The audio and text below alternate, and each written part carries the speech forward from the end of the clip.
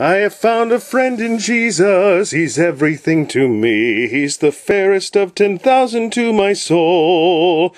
The lily of the valley, in him alone I see all I need to cleanse and make me fully whole.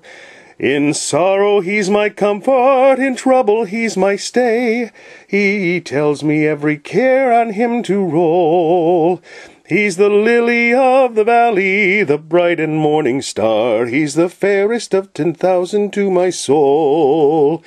He all my grief has taken, and all my sorrows borne. In temptation he's my strong and mighty tower. I have all for him forsaken, and all my idols torn from my heart, and now he keeps me by his power.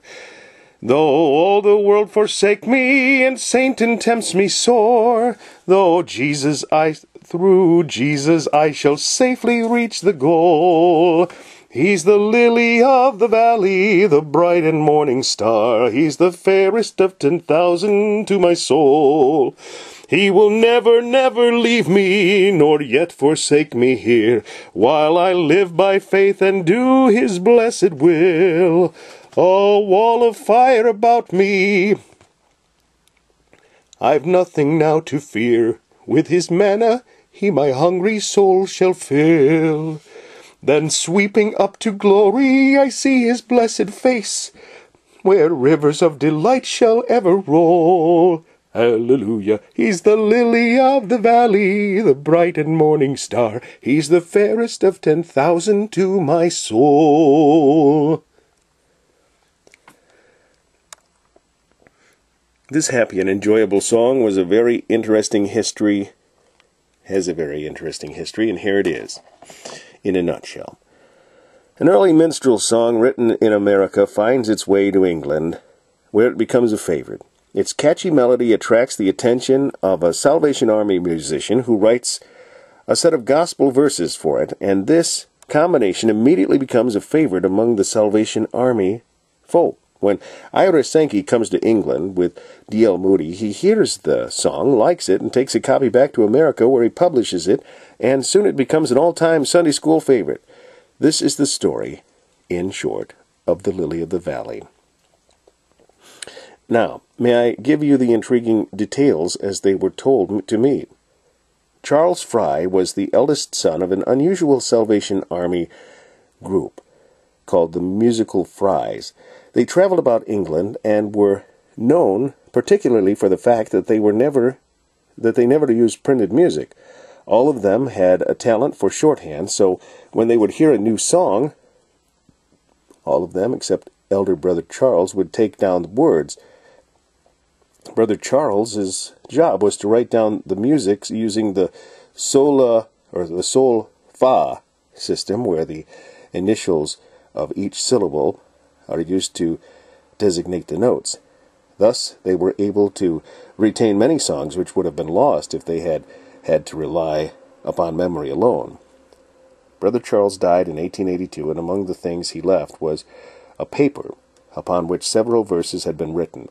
At the bottom, he had attached a sol fa copy of a melody to be used. He, however, had not included the information as to who had written it or where it had come from.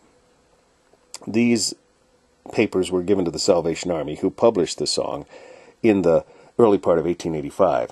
It immediately found favor among the Army, but it was Moody and Sankey's second visit to England in the fall of 1885 that really made the song popular, for a newly published copy had been given to Mr. Sankey, who had then taught it to the great crowds. In a few short weeks, it had become the most requested song of the campaign, and had winged itself over the entire British Isles. This is a story by Alfred B. Smith.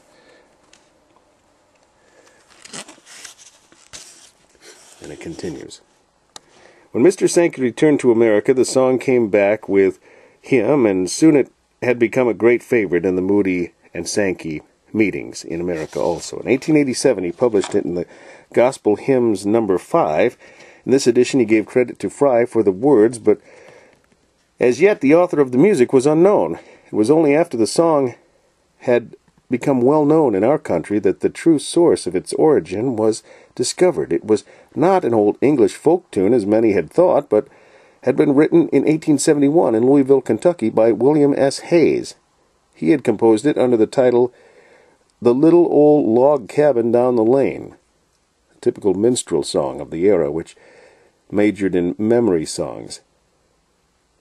Somehow it had found its way to England. Charles Fry had several changes in his rendition of the melody. Perhaps it was to smooth it out and to make it more adaptable for his sacred words, but whatever the reason may have been, he did succeed in giving the music something which would outlast, by far, the minstrel days for which it had been written originally. Alfred B. Smith